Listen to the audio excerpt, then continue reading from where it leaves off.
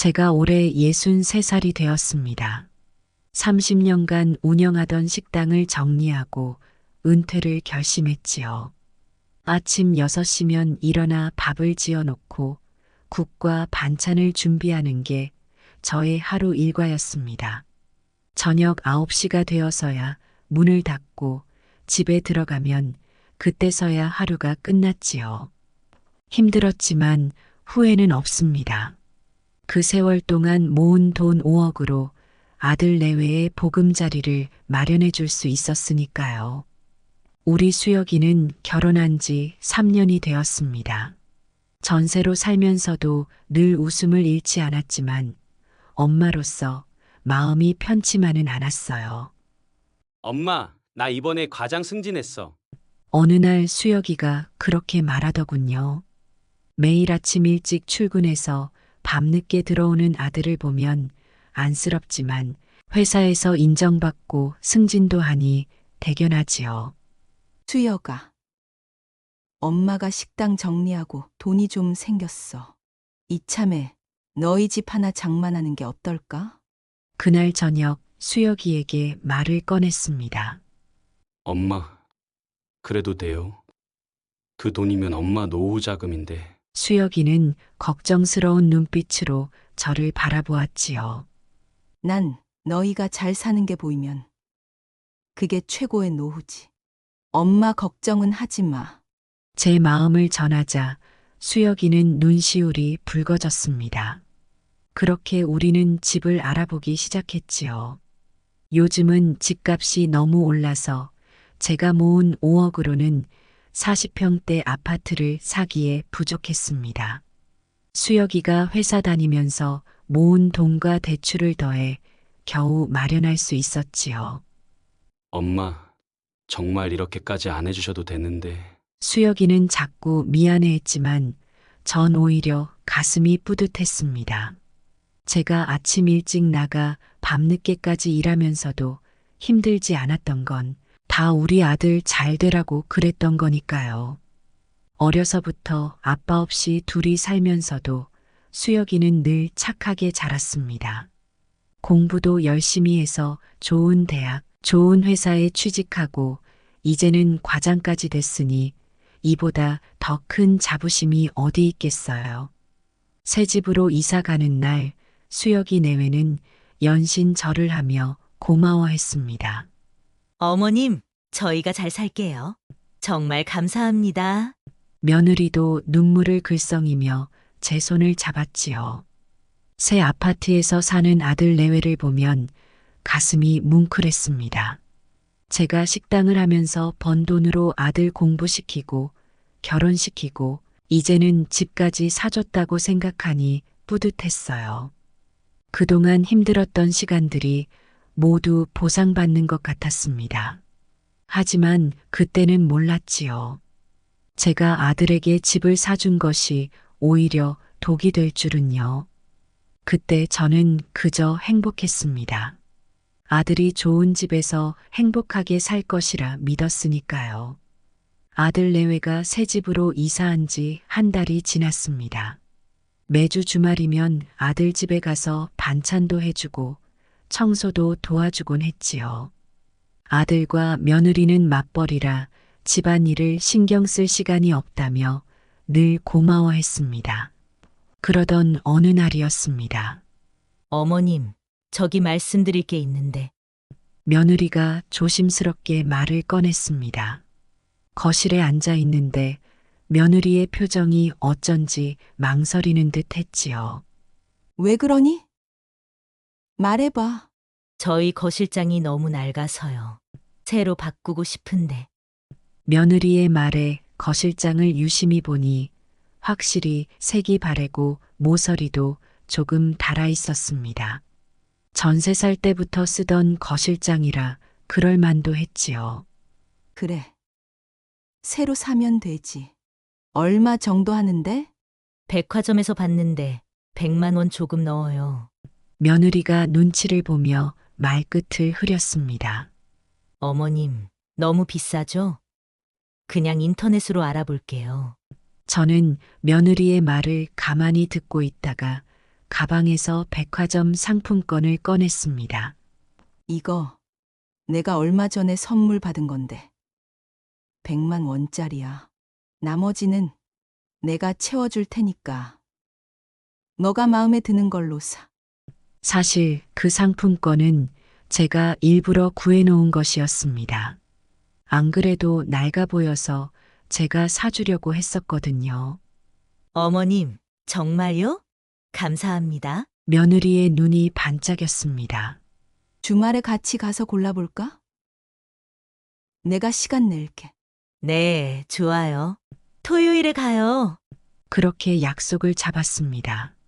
토요일 아침 저는 일찍 일어나 며느리와 함께 가기로 한 백화점에 들렀다가 아들 집으로 가려고 준비를 했습니다. 그런데 아침 9시쯤 며느리에게서 전화가 왔습니다. 어머님, 죄송한데 오늘 급한 일이 생겼어요. 무슨 일인데? 친구가 갑자기 연락이 와서 중요한 얘기가 있대요. 며느리의 목소리가 조금 떨렸습니다. 아, 그래? 그럼 다음에 가자. 전 실망한 마음을 숨기고 대답했습니다. 네. 정말 죄송해요. 다음에 꼭 같이 가요. 전화를 끊고 나니 왠지 허탈한 마음이 들었습니다. 그래도 젊은 애들이니까 친구와의 약속도 중요하겠지 하고 이해하려 노력했지요. 저녁이 되어 아들한테 전화를 걸었습니다. 수여가. 오늘 며느리랑 백화점 가기로 했었는데. 네? 아, 죄송해요, 엄마. 제가 몰랐네요. 아들은 어머니인 제 마음을 알았는지 미안해하는 목소리였습니다. 아니야. 괜찮아. 다음에 가면 되지. 그날 밤 잠이 오지 않아 휴대폰을 보고 있었습니다. 그러다 며느리 친구의 SNS를 보게 되었는데 찜질방에서 찍은 사진이 올라와 있더군요. 역시 주말엔 찜질방이 최고지. 사진 속엔 며느리를 포함해 5명의 여자들이 환하게 웃고 있었습니다. 시간을 보니 오후 2시. 급한 용무라더니 친구들과 찜질방에서 놀고 있었던 거였습니다. 가슴 한켠이 아려왔습니다. 나를 속이고 친구들과 놀러간 며느리의 마음이 이해되지 않았지요. 그래도 전 아무 말도 하지 않았습니다. 요즘 젊은 애들은 다 저러려니. 혼자 위안을 삼으며 잠을 청했지요. 다음 날 며느리는 아무 일도 없었다는 듯이 전화를 걸어왔습니다. 어머님, 이번 주 토요일에는 꼭 같이 가요. 그래. 전 짧게 대답했습니다. 마음 한구석이 불편했지만 굳이 어제 있었던 일을 꺼내고 싶지는 않았어요. 젊은 애들은 SNS에 일상을 다 올리는 게 당연하다지. 이해해야지. 하지만 마음 한켠에는 작은 실망감이 자리 잡았습니다. 제가 모르는 척 넘어가니 며느리는 더욱 자연스럽게 거짓말을 하더군요. 어제 친구가 너무 힘들어해서 제가 꼭 가봐야 했어요. 거짓말을 하면서도 눈 하나 깜빡하지 않는 며느리를 보며 저는 입술을 깨물었습니다. 이게 시작이었습니다. 첫 번째 실망이었지요. 그때 제가 며느리의 거짓말을 알고도 모른 척 넘어간 게 잘한 걸까요? 지금도 가끔 그때를 생각하면 한숨이 나옵니다. 이사한 지 1달 반이 지난 어느 토요일이었습니다. 아들과 며느리가 집들이에 초대했지요. 엄마, 이번 주 토요일에 친척들 모시고 집들이 하려고 해요. 아들이 전화로 그렇게 말했습니다. 저는 기쁜 마음으로 그날을 기다렸습니다. 며칠 전부터 과일도 정성스레 골라두고 선물도 준비했지요. 당일 아침 전 서둘러 준비를 마쳤습니다. 시간이 좀 일러도 괜찮겠지 싶어 아침 일찍 도착했어요. 큰 선물 상자와 과일 바구니를 들고 초인종을 누르자 며느리가 문을 열어주었습니다. 어머님, 벌써 오셨어요? 며느리는 파자마 차림 그대로였습니다. 집들이라 일찍 와서 도와주려고 했어. 아, 네. 며느리는 어색한 표정으로 저를 맞이했습니다. 거실에 들어서니 며느리는 소파에 앉아 휴대폰만 보고 있더군요. 집들이 준비는 전혀 되어 있지 않았습니다. 수혁이는? 아침 일찍 출근했어요. 토요일인데도 부장님이 부르셨대요. 아들이 출근했다는 말에 좀 놀랐습니다. 집들이 하는 날인데 회사에 갔다니. 그래도 집들이 하는 날이라고 휴가 냈으면 좋았을 텐데.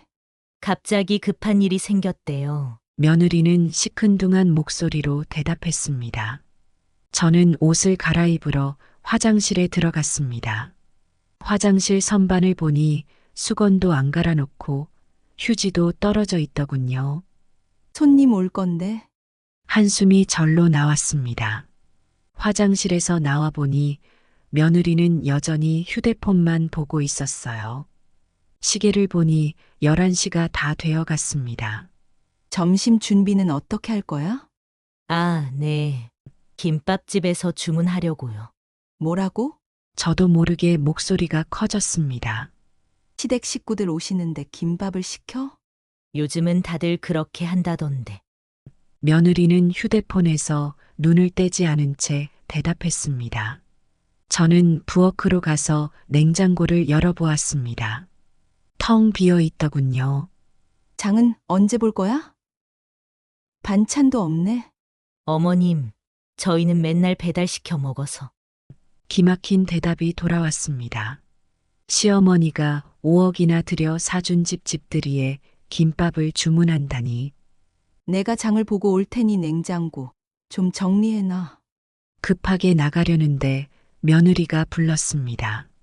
어머님, 굳이 그러실 필요 없어요. 다들 바쁘신데 간단하게 하면 되죠. 순간 화가 치밀었지만 꾹 참았습니다. 마트에 가서 장을 잔뜩 봤지요. 제가 장을 보고 음식을 준비하는 동안에도 며느리는 소파에서 꼼짝도 하지 않았습니다. 좀 도와줄래? 부탁을 해도 저 요리 못해요. 라면서 휴대폰만 들여다보고 있더군요. 친정 엄마한테 전화해서 한참을 수다를 떨기도 했습니다. 시계는 어느새 12시를 향해 가고 있었습니다. 1시에 오기로 한 친척들. 저는 부엌에서 혼자 음식을 준비하면서 속으로 눈물이 날 것 같았습니다. 얘야. 화장실 좀 청소해 줄래? 손님들 오면 화장실부터 갈 텐데. 어머님, 제가 어제 청소했는데. 수건이랑 휴지는? 아, 그건. 대답 없이 다시 휴대폰만 보는 며느리를 보며 한숨이 나왔습니다. 결국 제가 음식 준비하다 말고 화장실 청소까지 했지요. 이제 곧 손님들이 올 텐데 아들한테 전화를 걸어보니 받지를 않았습니다. 이 많은 음식을 내가 혼자 어떻게 준비하지? 속이 타들어가는데 며느리는 여전히 소파에 앉아 휴대폰만 보고 있었습니다. 그때는 몰랐습니다.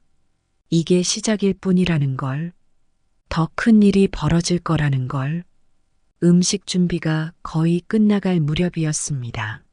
아침부터 부엌에서 갈비찜에 잡채, 떡갈비, 전 종류까지 정성껏 준비하면서도 음식이 부족할까 걱정되어 이것저것 더 만들었더니 이마에 땀이 맺혔습니다. 싱크대에는 음식 준비하면서 사용한 그릇들이 가득했는데 며느리는 아침부터 거실 소파에 앉아 휴대폰만 보고 있어 속상했지만 최대한 부드럽게 말을 건넸습니다. 얘야. 이제 손님들 곧 오실 텐데 그릇 좀 씻어줄래? 그런데 뜻밖의 대답이 돌아왔습니다. 어머님, 저는 손님이 오시면 설거지는 어른이 해주시는 걸로 알고 있어요. 순간 제 귀를 의심했지만 며느리는 오히려 더 당당하게 말을 이었습니다. 친구네도 다 그렇게 한대요. 시어머님들이 설거지하시고 젊은 사람들은 손님 접대하고 처음에는 며느리가 농담으로 던진 말인가 했는데 그 진지한 표정을 보니 가슴 한편이 덜컥 내려앉았습니다. 머릿속이 하얘지면서 아무 말도 나오지 않았고 손님들 오시기 전에 감정을 추스르고자 애써 웃으며 말했습니다. 알았어. 내가 할게. 떨리는 손으로 설거지를 시작하는데 물소리가 크게 들리는 것 같았고 며느리의 말이 계속 귓가에 맴돌았습니다. 고개를 푹 숙이고 그릇을 닦으면서 눈물을 참는데 뒤에서는 며느리가 휴대폰을 들고 방으로 쏙 들어가는 발소리가 들렸습니다.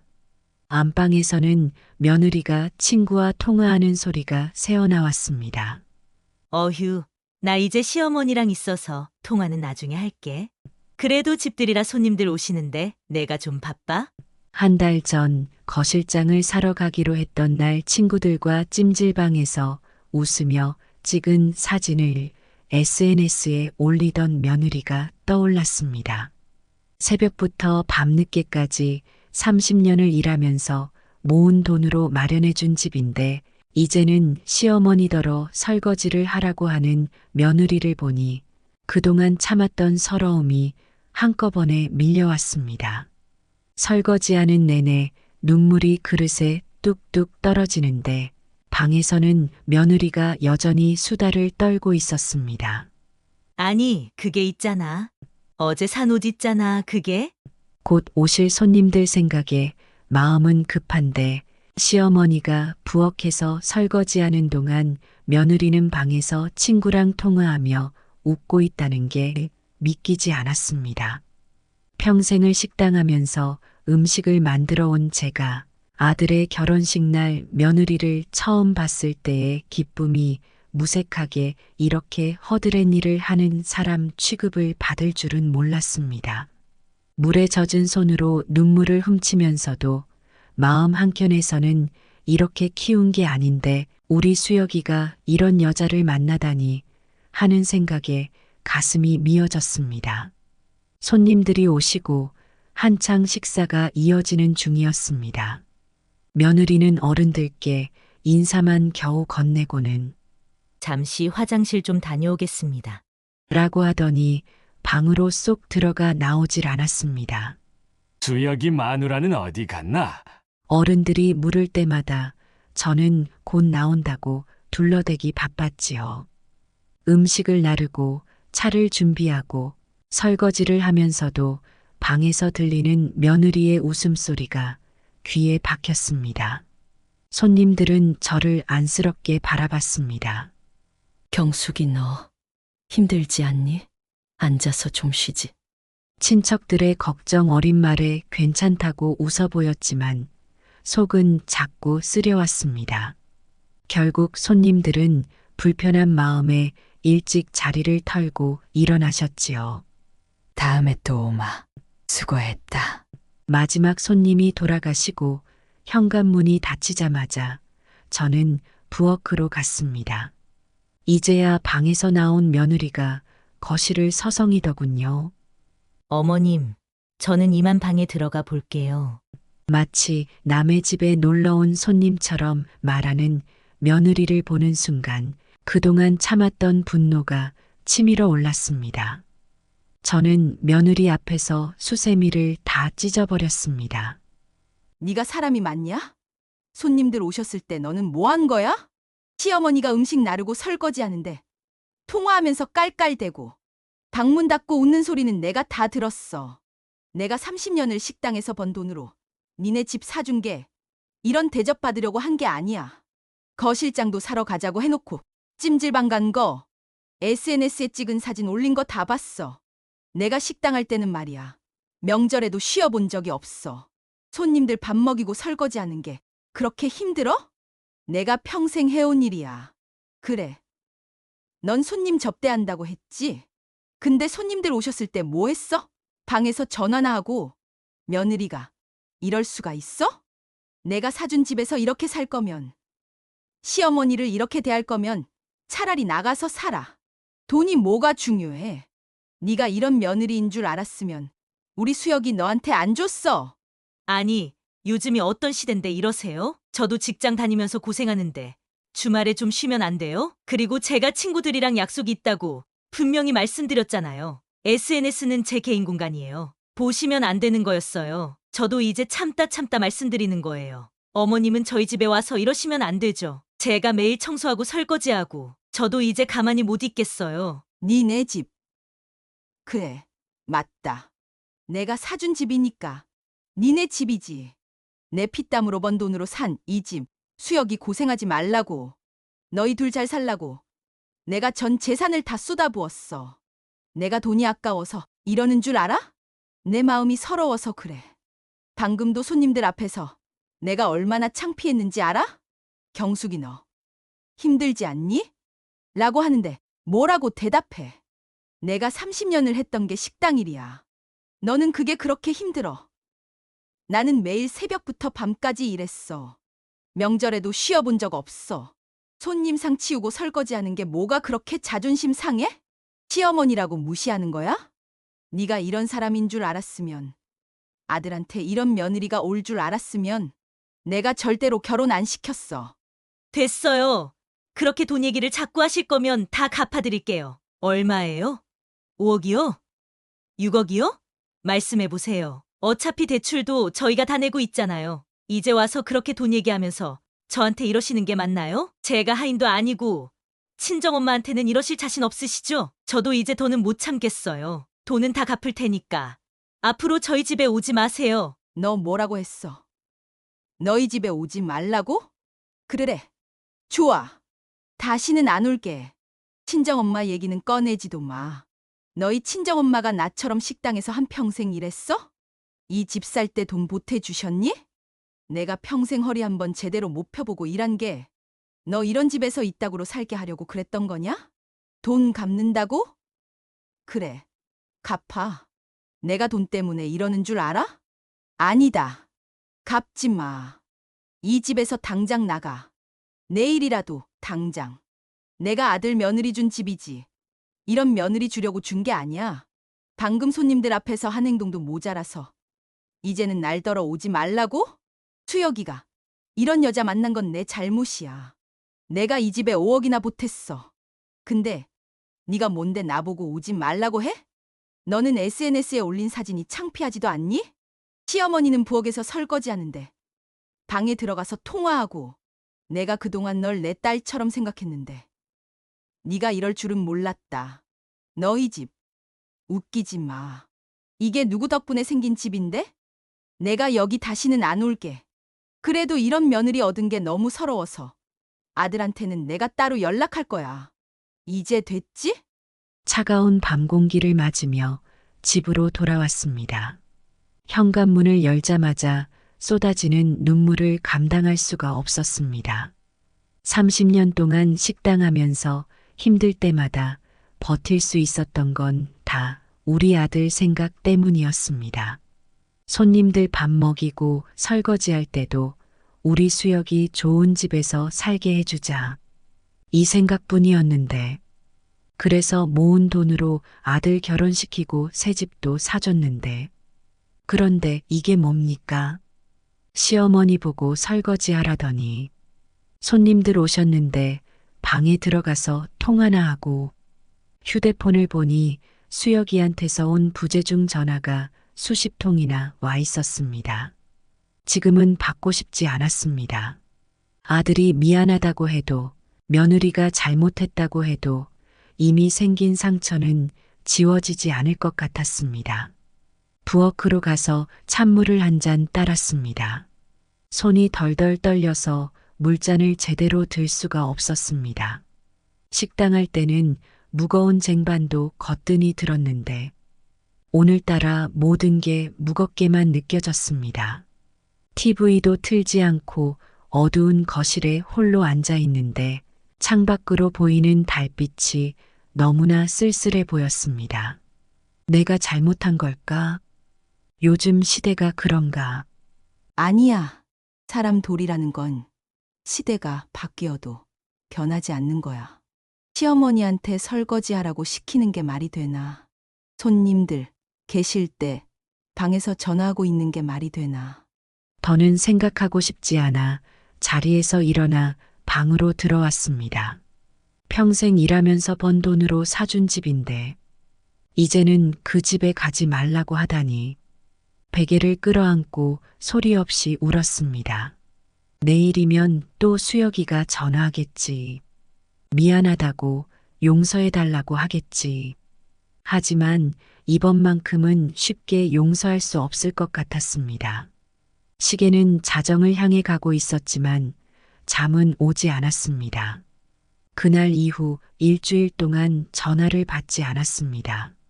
수혁이가 퇴근 시간마다 집 앞에 와서 서성이는 것도 창문 밖으로 지켜보기만 했지요. 그러다 열흘째 되는 날이었습니다. 엄마, 제발 문 좀 열어주세요.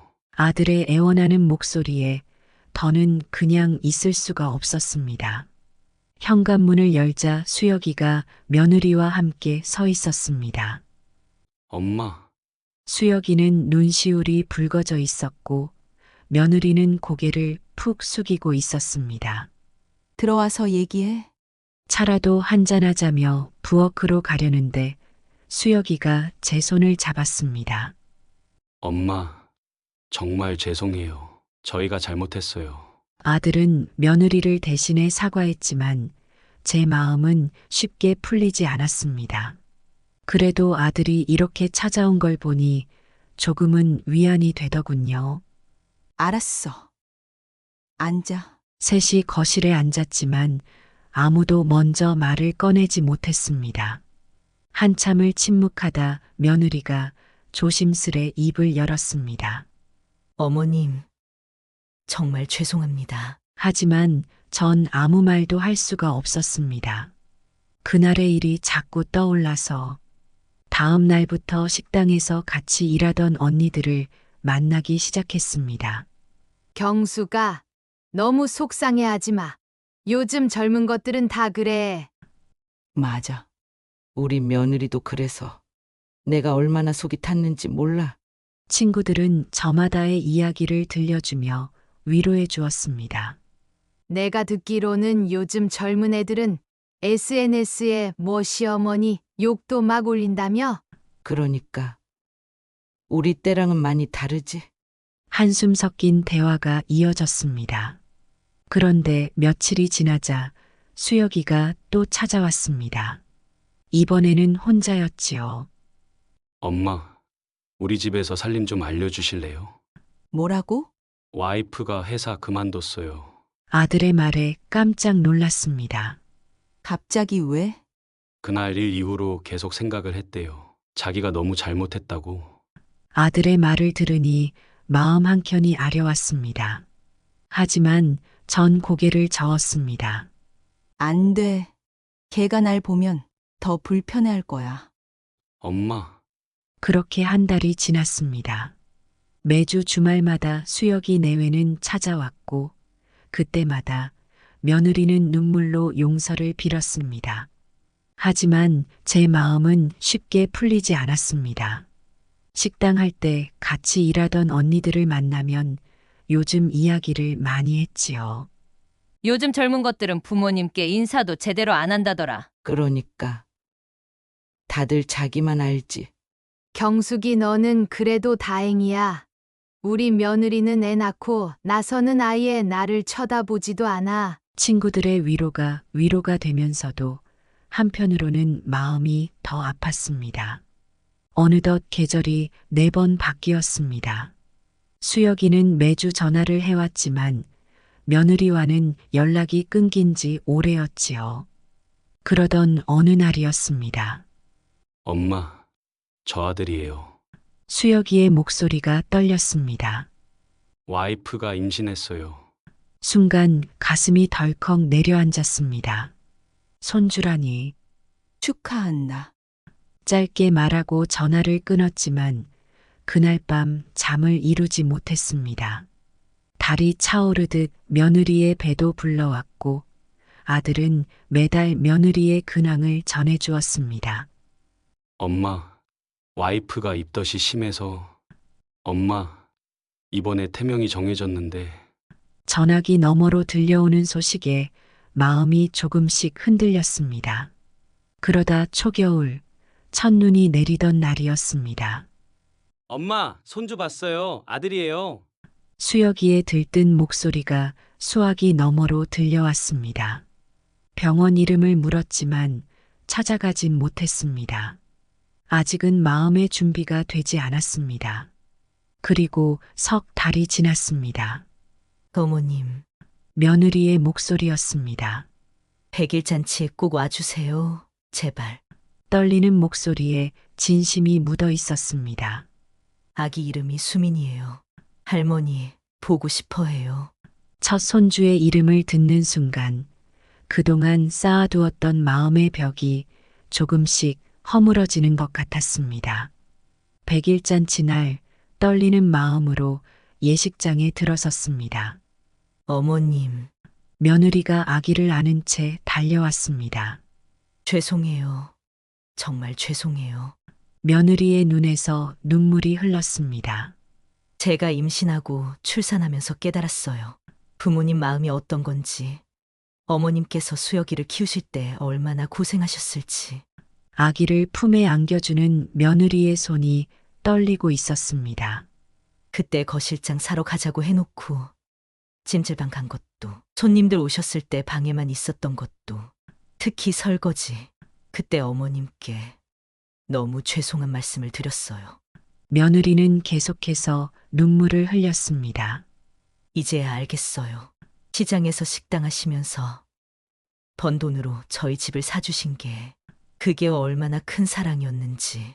품에 안긴 아기가 제 얼굴을 빤히 쳐다보았습니다. 수혁이를 처음 안았을 때가 떠올랐습니다. 이제 제가 아기를 키우면서 알겠어요. 하루하루가 얼마나 힘드신지. 며느리의 눈물 어린 사과를 들으며 제 마음도 조금씩 녹아내렸습니다. 이제 다시는 그런 며느리 안 될게요. 저 좀 용서해 주세요. 품에 안긴 아기가 제 볼을 만지작거렸습니다. 마치 할머니, 우리 엄마 용서해줘요 하는 것만 같았지요. 수혁이도 눈시울을 붉히며 어머니의 손을 잡았습니다. 엄마, 우리 이제 다시 시작해요. 그 순간 그동안 제 마음을 짓누르던 무거운 돌덩이가 스르르 녹아내리는 것 같았습니다. 아기의 보드라운 볼을 쓰다듬으며 생각했습니다. 이제는 정말 용서해도 될 때가 된 것 같다고. 손주 수민이의 100일 잔치 이후 저는 매주 아들 집에 가기 시작했습니다. 처음에는 어색했지만 수민이의 천진난만한 웃음소리를 들을 때마다 마음이 조금씩 풀렸지요. 어머님, 우리 수민이 분유 잘 먹죠? 며느리는 아기의 모든 것을 제게 물어보았습니다. 육아를 하면서 며느리의 얼굴에 피곤함이 가득했지만 그래도 행복해 보였지요. 아기를 안고 있노라면 그동안의 서운했던 마음이 봄눈 녹듯 사라졌습니다. 아가, 우리 수민이. 수민이를 안고 있으면 30년 전 수혁이를 안고 있던 기억이 떠올랐습니다. 문득 이런 생각이 들었습니다. 이제 정말 다 잊어도 될 때가 되었구나. 그러던 어느 날이었습니다. 백화점 가전 매장을 지나다가 식기세척기가 눈에 들어왔습니다. 이거면 설거지 걱정 없이 손주 돌볼 수 있겠는데. 망설임 없이 가게로 들어갔습니다. 이거 배송 가능한가요? 네, 오늘 주문하시면 내일 바로 가능합니다. 며느리의 얼굴을 떠올리며 카드를 꺼냈습니다. 다음 날 아들 집으로 향했습니다. 어머님, 이게 무슨... 현관 앞에 배송된 식기세척기를 보고 며느리가 놀란 듯 물었습니다. 이제 설거지 걱정 말고 우리 수민이나 잘 키워. 어머님, 며느리가 제 품으로 달려와 안겼습니다. 저 때문에 이런 걸 사주시면 어떡해요? 됐어. 나도 이제 손주 보러 올 때마다 편하잖아. 그날 이후로 며느리는 달라졌습니다. 제가 방문할 때마다 정성스레 밥을 차려놓고 기다렸고 반찬 하나하나 제 입맛에 맞추려 노력했습니다. 어머님, 이거 어머님 좋아하시는 거예요. 친정엄마 대하듯 편하게 말하는 며느리를 보며 가슴 한켠이 따뜻해졌습니다. 이제는 서로 안부 전화도 자주 하게 되었지요. 어머님, 수민이가 오늘 처음으로 뒤집기를 했어요. 정말? 벌써 그렇게 자랐어? 며느리는 육아에 대한 궁금증도 자주 물어보았습니다. 어머님, 수혁이도 이때쯤 이랬어요? 그럴 때마다 옛날 이야기를 들려주며 며느리와 더 가까워졌습니다. 어느새 식기세척기는 매일 돌아갔고 며느리는 그만큼 수민이에게 더 많은 시간을 쏟을 수 있었습니다. 어머님 덕분에 수민이랑 더 많이 놀아줄 수 있어요. 이제는 제가 오는 날이면 며느리가 제일 먼저 좋아합니다. 현관문만 열면 달려오는 며느리를 보며 생각했습니다. 그날의 서운했던 마음이 이렇게 예쁜 선물로 돌아올 줄은 몰랐다고. 이제는 정말 모든 게 다 용서되었습니다. 새로운 시작이 찾아온 거지요. 이제 제 일상은 달라졌습니다. 달력에 동그라미를 치며 주말을 기다립니다. 토요일 아침이면 일찍 일어나 손주 선물을 고르고 며느리가 좋아하는 과일도 사서 아들 집으로 향합니다. 엘리베이터를 타고 올라가는 동안에도 설레는 마음을 감출 수가 없지요. 문이 열리기가 무섭게 달려나오는 며느리를 보면 가슴이 따뜻해집니다. 어머님, 일찍 오셨네요. 며느리는 앞치마를 두르고 분주히 움직입니다. 어머님 좋아하시는 반찬들 미리 준비해뒀어요. 식탁 위에는 제가 좋아하는 반찬들이 가지런히 놓여 있습니다. 따뜻한 밥과 정성이 담긴 국이 김을 모락모락 피우고 있지요. 며느리는 이제 식기세척기를 자주 사용하지만 가끔은 제가 있을 때 일부러 설거지를 직접 합니다. 어머님, 제가 할게요. 그럴 때마다 예전 일이 떠올라 미안한 마음이 든다고 합니다. 찬바람 불던 그날의 기억, 수세미를 찢었던 그날의 아픔까지도 이제는 우리를 더 가깝게 만든 추억이 되었나 봅니다. 하지만 전 이제 그런 며느리의 모습이 더 예쁘게만 보입니다. 손주 보느라 바쁜데 그냥 식기세척기 써. 아니에요. 가끔은 제가 해야죠. 어머님은 평생 하셨던 일인데.